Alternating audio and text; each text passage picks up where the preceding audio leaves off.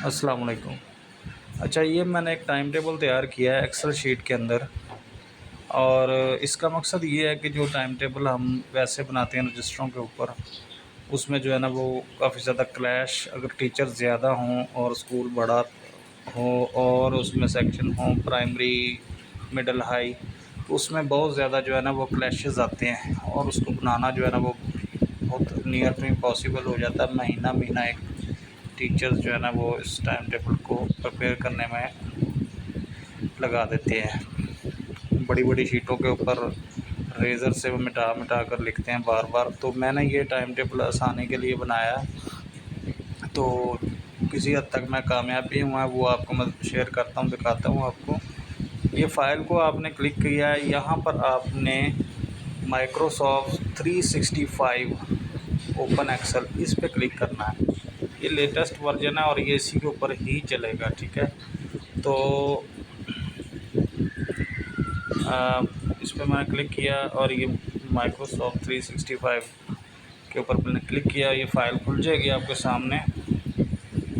अब ये time table बना पड़ा है और ये यहाँ पर क्लासेस हैं, कच्ची 1 2 3 4 5 6 और ये 8 तक हमारा स्कूल है, मिडल है, तो उस हिसाब से बनाया हुआ है। और इस तरह ये 1 2 3 4 5 6 ऐसे ये पीरियड है।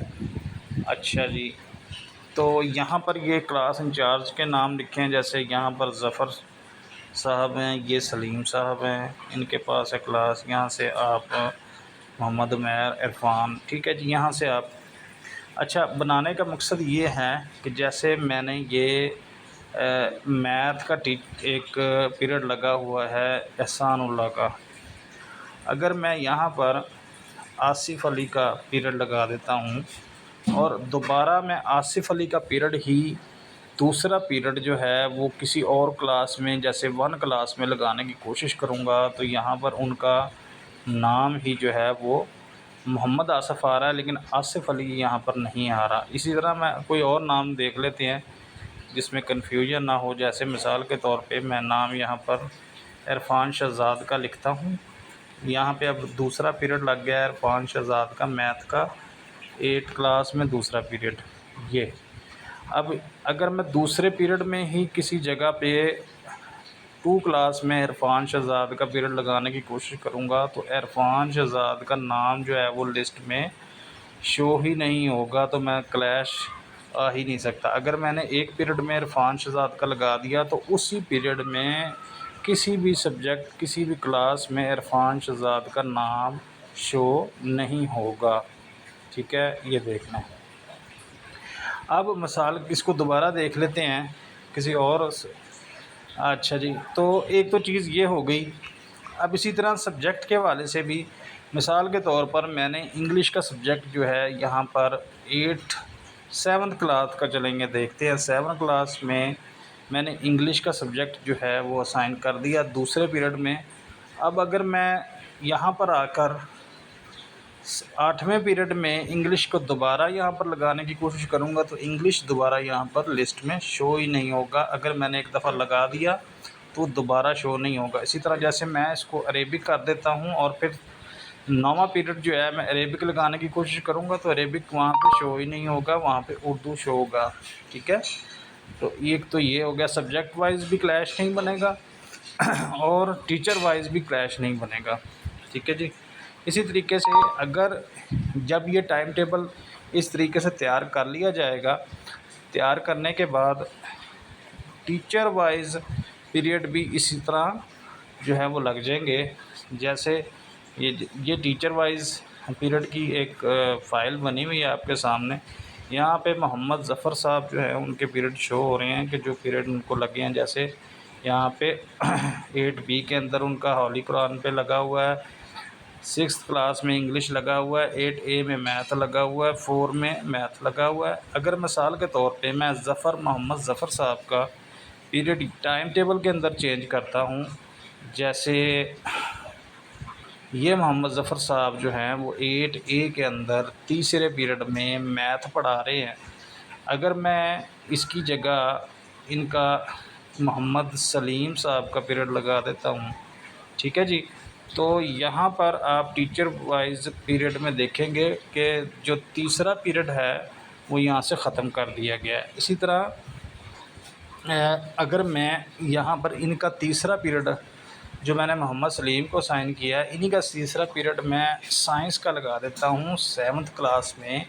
तो देखें वो ये मोहम्मद ज़फ़र है, ये मैंने लिस्ट में इसको लगा दिया। अब इसी तरीके से जब मैं टीचर वाइज पीरियड वाली फ़ाइल पे क्लिक करूँगा तो ये देखें मोहम्मद ज़फ़र और तीसरा पीरियड ये वाला 7 क्लास साइंस, ये ऑटोमेटिकली वहाँ पे एडजस्ट हो जाएगी फ़ाइल उसके मुताबिक। यानी जो टाइम टेबल में मैंने एडजस्टमेंट किया है वो एडजस्टमेंट जो है वो टीचर वाइज पीरियड में भी शो हो जाएगी। इसी तरीके से इस कई क्लास वाइज जो जैसे कच्ची है, अब कच्ची के जो पीरियड लगे हैं वो भी इसी तरीके से ऑटोमेटिकली वहाँ से जो टाइम टेबल के मुताबिक जो पीरियड बनते हैं वो यहाँ पर शो हो जाएंगे और जो टीचर साइन हुए हैं वो शो हो जाएंगे। जैसे मिसाल के तौर पर मैथ जो है वो यहाँ पे टीचर एक शो कर रहा है मैडम आसिया को। तो अगर मैं यहाँ पर टाइम टेबल में जाने के बाद यहाँ पे टीचर तब्दील कर देता हूँ मैथ का, जैसे मिसाल के तौर पे मैं यहाँ पे टीचर हमज़ा मकसूद को लगा देता हूँ कच्ची क्लास में तीसरे पीरियड में।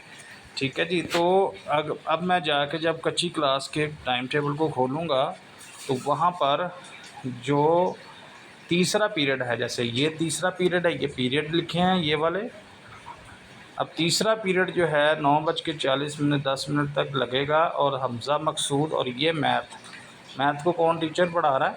हमज़ा मकसूद। अगर मैं मिसाल के तौर पे मैं सब्जेक्ट चेंज करना चाहूँ, ये मैथ की जगह कोई और सब्जेक्ट लगाना चाहूँ, मैथ को मैं इधर करना चाहूँ और उर्दू को मैं हमज़ा मकसूद को करना चाहूँ, तो फिर कैसे करेंगे? इसी तरीके से वापस जाएंगे फ़ाइल पे जाने के बाद टाइम टेबल की फ़ाइल पे जाएंगे। यहाँ से जो है वो मैं जैसे यहाँ पर इस्लामिया सेलेक्ट हो गया, जैसे यहाँ पर मैं खाली पीरियड सेलेक्ट कर लेता हूँ और यहाँ पर मैं उर्दू का लगाना चाह रहा हूँ तो उर्दू का सिलेक्ट कर लेता हूँ और फिर दोबारा इस पर क्लिक करके ये देखिए इस पर मैं इधर मैथ का लगाना चाह रहा हूँ तो मैथ का मैं यहाँ से सिलेक्ट कर लूँगा। तो इस तरीके से आप जो है पीरियड को एक जगह से दूसरी जगह स्वैप भी कर सकते हैं। तो ये भी एक तरीक़ाकार है। तो इसमें मज़ीद जो है आप एक यहाँ पे डाटा फ़ाइल देख रहे हैं, अगर आप इस फ़ाइल को यूज़ करके अपने स्कूल के लिए इस्तेमाल करना चाहें तो जस्ट आपने टीचर नेम इन शॉर्ट को चेंज कर देना है, टीचर नेम कंप्लीट को चेंज कर देना है। यानी ये जैसे यहाँ पर लिखा है मोहम्मद सलीम, तो यहाँ पर मोहम्मद सलीम पूरा लिखा हुआ है, ये मोहम्मद M.सलीम लिखा है। इसी तरीके से सब्जेक्ट लिस्ट मिडल की मैंने अपने तौर पे जो मुझे मुनासिब लगी अपने स्कूल के अखबार से तो वो मैंने यहाँ पर लिख दिया। आप इसको चेंज कर सकते हैं, जैसे यहाँ पे हो सकता है अगर आपका हाई स्कूल है तो आप यहाँ पर हाई मिडल की भी बना लें लिस्ट, एक सब्जेक्ट लिस्ट और एक हाई पोर्शन की भी लिस्ट एक बना लें उसके अतबार से, तो वो भी एडजस्ट किया जा सकता है। अगर किसी भाई को हेल्प की ज़रूरत हो और वाकई वो इसको यूज़ करना चाहता हो तो वो रब्ता कर ले। इसी तरह टीचर डेजिग्नेशन जो है, अब यहाँ पे हमारा मिडल स्कूल है तो मैंने यहाँ पर PST EST वाले डेजिग्नेशन जो आमतौर पे यूज़ हो रही हैं हमारी वो मैंने यहाँ पे शो कर दिया। अगर हाई स्कूल है तो यहाँ पर SST भी वो इंक्लूड कर लें और उसी तरीके से इसमें थोड़ी सी चेंजिंग हो जाएगी। और इसी तरीके से सब्जेक्ट की भी अपने स्कूल के अतबार से, जैसे छोटी क्लासें हैं उसके अंदर इंग्लिश के 2 पीरियड होते हैं तो वो मैंने A और B लिख दिया। इसी तरह उर्दू के 2 पीरियड होते हैं या मैथ के 2 पीरियड होते हैं किसी क्लास में तो वो मैंने A और B लिख दिया। ये प्राइमरी के अतबार से सब्जेक्ट हो जाएंगे और ये मिडिल के अतबार से सब्जेक्ट हो जाएंगे। ठीक है जी, ओके जी, अल्लाह हाफिज़।